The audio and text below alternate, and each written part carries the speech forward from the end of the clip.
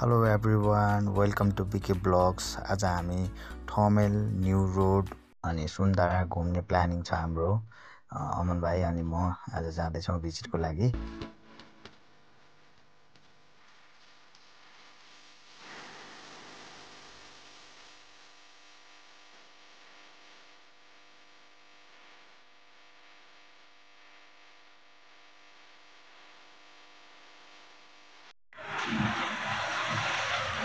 Hello Aman भाइ। So hello everyone, today we are going to explore Thamel and weather is also kind of good, so let's explore.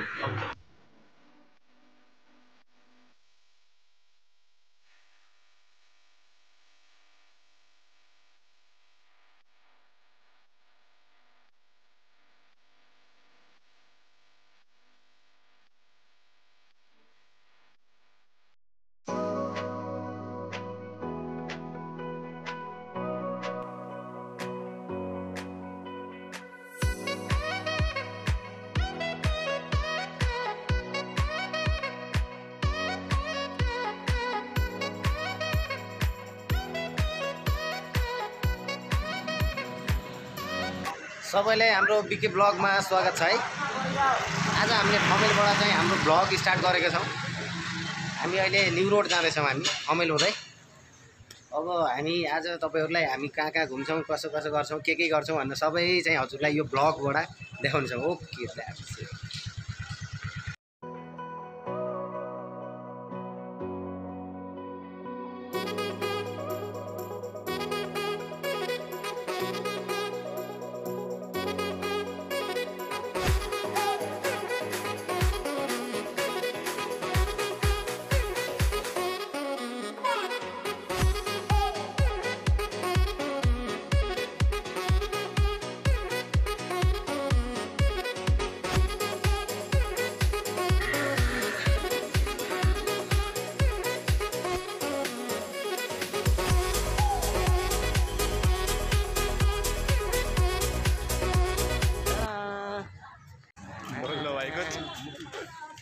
बोलने की भी हो रही है दाई।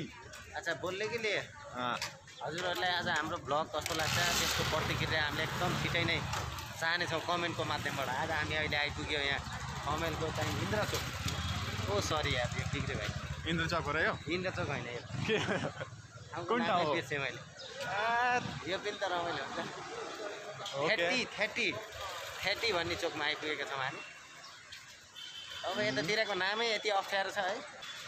This place is really good, although it's little bit congested, but fine.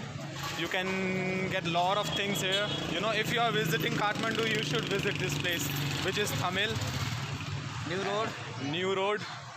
और इसके अलावा, although मेरी नेपाली इतनी अच्छी नहीं है, तो मैं आप लोगों को इंग्लिश या फिर हिंदी में बताता रहूँगा कि हम कैसे स्पेंड करते हैं अपना दिन यहाँ पे। शॉर्ट्स हैं थोड़े बहुत जो कोशिश की गई है, और ये सारे शॉर्ट्स, ये ब्लॉगिंग, ईच एंड एवरीथिंग मैं बस एक नॉर्मल से स्मार्टफोन से कर रहा हूँ with unpaid editing application. So show some love and support. Thank you. हामी न्यू रोडको इन्द्रचोकमा आइपुगेका छौँ आज।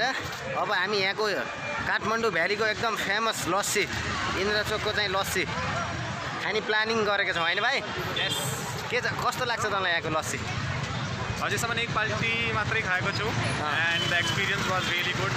अच्छा, so let's try it again.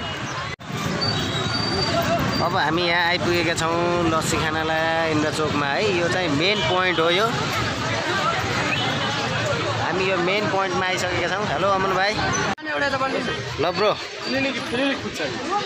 हामी चाहिँ टक्क अब एउटा लिँदैछौँ है यहाँबाट। ल्याइ है ब्रो।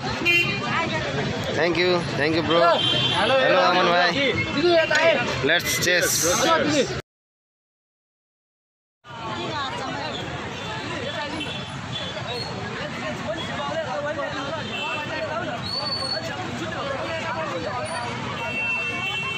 हामी अहिले न्यू रोडको एकदम मेन पोइन्टमा आइसकेका छौँ। यहाँ चाहिँ ज्वेलर सपहरू बढी छन् है, सुन पसलहरू बढी छन् यहाँ। त्यही भएर हामी चाहिँ अब हाम्रो मिसन कहाँको छ भाइ? पिपुल प्लाजा जाने भन्ने एउटा हाम्रो प्लानिङ छ है अहिले। सबैजनालाई हामीले अवगत गराउन चाहन्छौँ। हामी यहाँ न्यु रोडको यो के भन्छ यसलाई, के शालिग कसको शालिग छ यहाँ हामीले त्यो पनि यहाँ जानकारी गराउँछौँ। अलिकन सेकी भएको छ हाम्रो भिडियो है, यसलाई चाहिँ तपाईँले सेक्रिफाइस गरेर हेर्न पर्ने हुन्छ।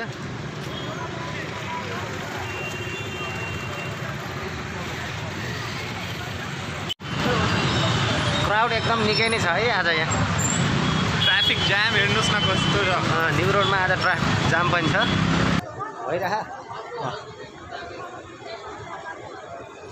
हामी अहिले एकदम यो ताम्रागारमा छौँ, ताम्रागार कम्प्लेक्समा नजिकै छौँ।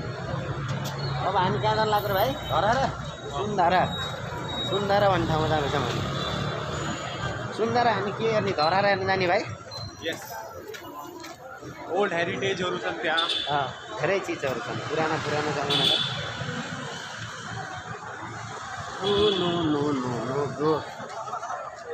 काठमाडौँ कौन मार्केट है? यो न्यु रोडको ताम्रागार भन्छ यसलाई। यहाँ मोबाइलको सामानहरू बढी छ। मोबाइल स्टोर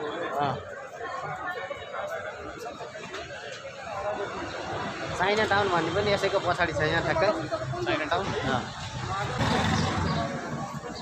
अनि भाइ अरू भन्नु होला यो न्यु रोड कस्तो लागिरहेको अहिले नेपालीमा भन्नुपर्दा? दिल्लीकै याद हो यहाँको क्राउड हेरेर, घर हेरेर। खैर काठमांडू भी एक कैपिटल सिटी है और दिल्ली भी एक कैपिटल सिटी है, त्यही भएर सेम सेम लागेको। दोनों में कोई डिफरेंस नहीं लगा मेरे को। वहाँ के लोग भी एक तरीके से वैसे ही हैं। बस एक मेन डिफरेंस ये है कि यहाँ का क्लाइमेट बहुत अच्छा है। यहाँ पर ठंडी, इतनी गर्मी भी नहीं है, इतनी ठंडी भी नहीं है। And as compare to Delhi right now, Delhi is heating as hell. 35 नहीं भाई, 45 के अराउंड 50 पहुँचने वाला है। लोग उबल रहे हैं वहाँ पे। यहाँ हामीलाई नजिकै एकदम पिपुल प्लाजाको अपोजिट साइडमा यस्तो राम्रो पार्क भेटियो।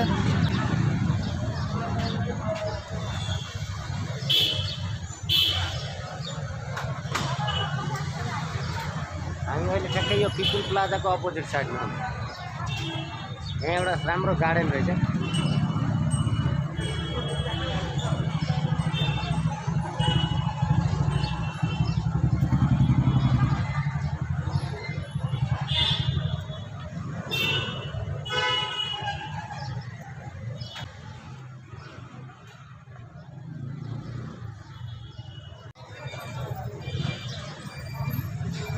अमन भाइ यहाँनिर यति राम्रो चाहिँ नेचर पार्क जस्तो लाग्यो मलाई।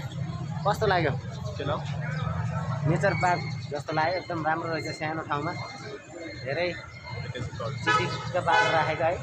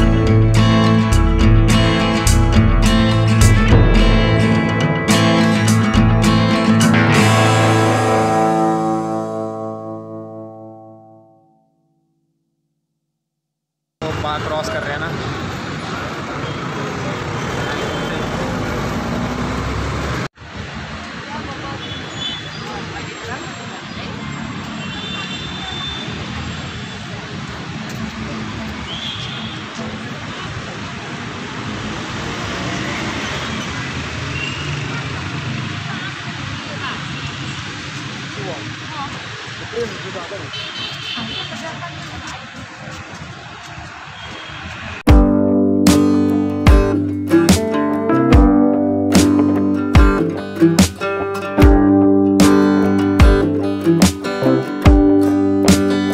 spotted here MV Augusta 800cc 110 HP, and just imagine what will be the cost in Nepal. I hope you all can see it's 33 lakhs, or you can say 34 lakhs. And have a look, beast man.